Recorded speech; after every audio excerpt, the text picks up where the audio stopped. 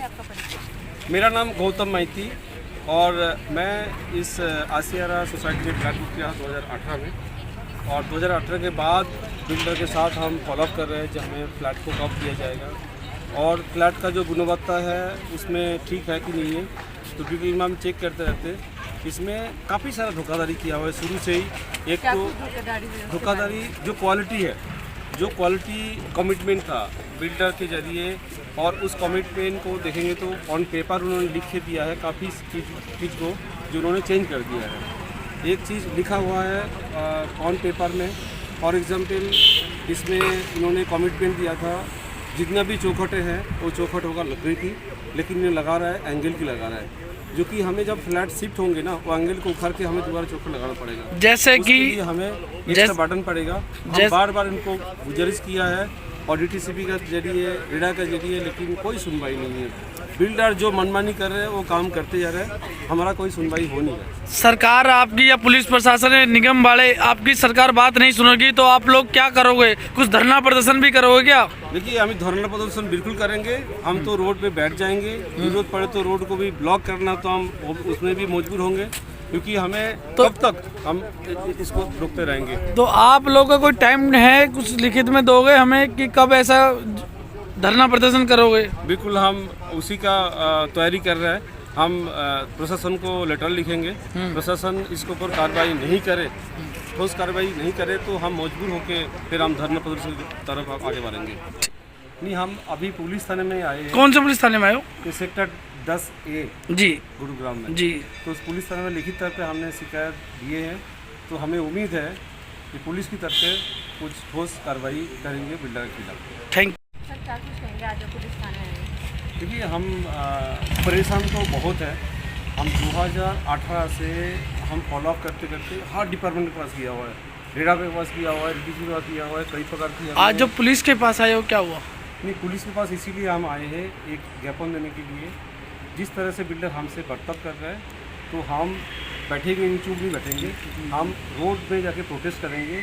तो उसके लिए हमने बताइए पहले आप। मेरा नाम राजेश है। सबसे पहले मैं आपके द्वारा सभी एलओटीओ की तरफ से हरियाणा सरकार से गुजारिश करना चाहूँगा। ये कौन सा एरिया है? केवल से रिलेटेड जी, डिपार्टमेंट काम कर रहे हैं गुड़गांव में, खासकर वो एलओटीओ को अनदेखी करके बिल्डरों को सपोर्ट कर रहे हैं। अगर मैं इसी बिल्डर की बात करूं, इसकी हमने कंप्लेंट दी थी इलीगल तरीके से पार्किंग बेचने की, उसके प्रूफ के साथ में हमें एसटीपी में पूरी फाइल सबमिट करवा रखी है। आज तक उसके खिलाफ में उन्होंने एफआईआर नहीं करवाई, कोई केस लॉज नहीं करवाया डिपार्टमेंट ने।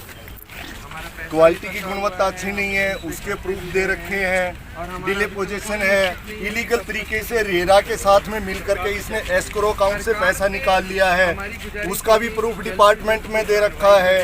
अगर तरीके से इसकी फाइल के ऊपर अगर गवर्नमेंट काम करे तो ये कहीं पे भी हमारे पैसों को यहाँ पे नहीं लगा रहा है, हमारा पैसा विड्रॉल करके कहीं और लगा दिया। तो हम सरकार से गुजारिश करते हैं कि गुड़गांव में जितने भी अफोर्डेबल हाउसेज में बिल्डर काम कर रहे हैं उनके ऊपर सख्त से सख्त कार्रवाई हो, और सभी अफोर्डेबल एलओटी हैं उनको टाइम पे अपना घर मिले और सही क्वालिटी के साथ में। कितने सालों से आपके साथ ऐसा हो रहा है? जिस टाइम पे प्रधान, उस टाइम पे हमारे साथ नहीं, सभी एलओटीओ के साथ में यही हो रहा है। प्रधानमंत्री आवास योजना के नाम पर भोली भाली जनता को बिल्डर और प्रशासन मिलकर के लूट रहे हैं।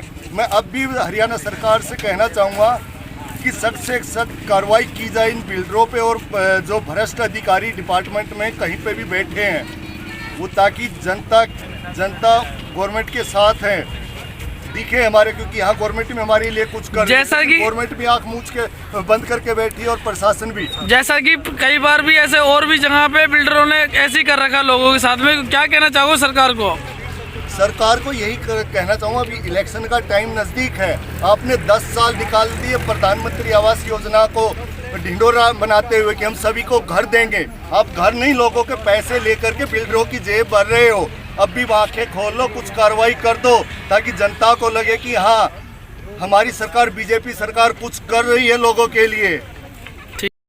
फेस। मैं सबसे पहले ये कहना चाहूँगा, इस साइड में जितने भी फ्लैट है ना वो फेस 1 में है, वो इन्होंने 5 एकड़ में डेवलप किया है। उसके बाद सेकंड फेस का ये लाइसेंस लेके आए हैं जिसमें इन्होंने पेपर पे 2.53 एकड़ ज़मीन दिखाई है, लेकिन हमने एक्चुअल में मेजरमेंट की तो लगभग ये एक सामने से सेक्टर डिवाइडिंग रोड जा रहा है, उसमें इनकी प्रॉपर्टी चली गई लगभग 1 एकड़ के आसपास। तो 1 एकड़ ज़मीन कम हो गई, उस हिसाब से इसमें कम फ्लैट बनने चाहिए थे, लेकिन प्रशासन की मिली भगत से ये 2.5 एकड़ की कैलकुलेशन करके लगभग 80 से 90 यूनिट ज़्यादा बना करके बेच रहा है और प्रशासन इसका साथ दे रहा है।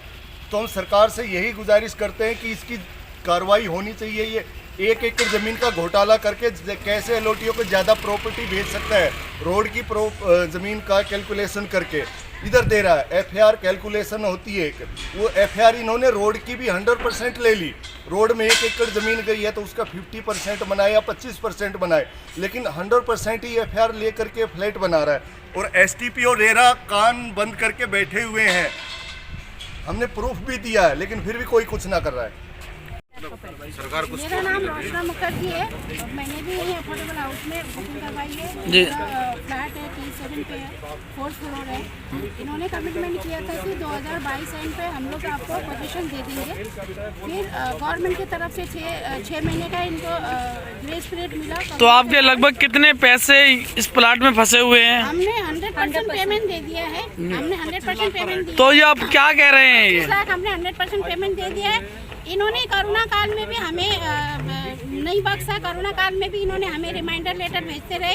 इन्होंने हमें हर पर डे का इंटरेस्ट लगा के रिमाइंडर लेटर भेजते रहे और हमें रोज़ फ़ोन करते थे कि आपके पर डे का इंटरेस्ट लग रहा है, आप पेमेंट कर दो। इतना फोर्स करते थे कि हम कहीं कहीं से जुगाड़ करके इनको पेमेंट देना ही पड़ता था।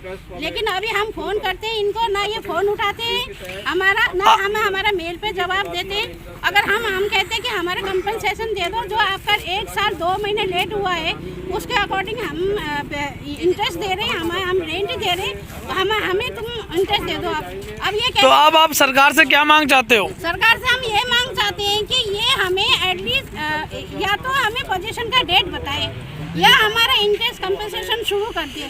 मतलब इनसे ये हमारी जो भी अभी जो फ्लैट बन रहा है उसमें कोई भी सामान इन्होंने ओरिजिनल नहीं लगाया, सारा डुप्लीकेट लगा है।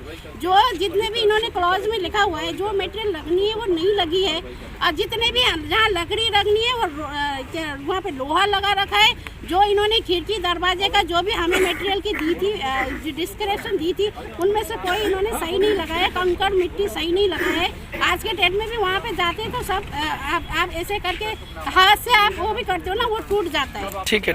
मेरा नाम ललन कुमार हुआ। मैंने रेणुका ट्रेडर्स से 2018 में फ्लैट बुक किया था अफोर्डेबल हाउसिंग के थ्रू, और ये लोग इसको अकाउंट का पैसा रेरा भी मिलजुल के इन बिल्डर के साथ खा गए हैं। और ये लोग कोई किसी का फ्लैट अभी 1.5 साल लेट हो गया, किसी को कुछ नहीं मिल रहा है। और जितने बिल्डर बाहर लोग अपना फ्लैट बुक किया उन लोगों का EMI का भी बोझ आ रहा है और किराया भी देने पड़ रहे हैं। तो लगभग ये प्लाट है किसका है और कब लिया था आप लोगों ने? ये रेणुका ट्रेडर्स के नाम पे हम लोग बुक किया था। 2018 में प्रधानमंत्री आवास योजना के थ्रू हम लोग ने बुक किया था अफोर्डेबल हाउसिंग सोसाइटी, और आज तक हम लोग को कुछ नहीं मिला।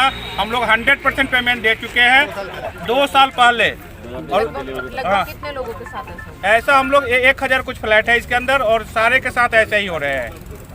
100% हम लोग पेमेंट कर चुके हैं। बैंक का ब्याज भी आ रहा है, बच्चे के स्कूल फी वगैरह के लिए भी हम लोग कोई जवाब नहीं दे रहा है। रेरा भी इनके साथ मिला हुआ है, बिल्डर के साथ, और DTC भी और हरियाणा सरकार। आपको क्या कहना चाहते हो कि हरियाणा सरकार को या पुलिस प्रशासन को इनके ऊपर क्या किया जाए?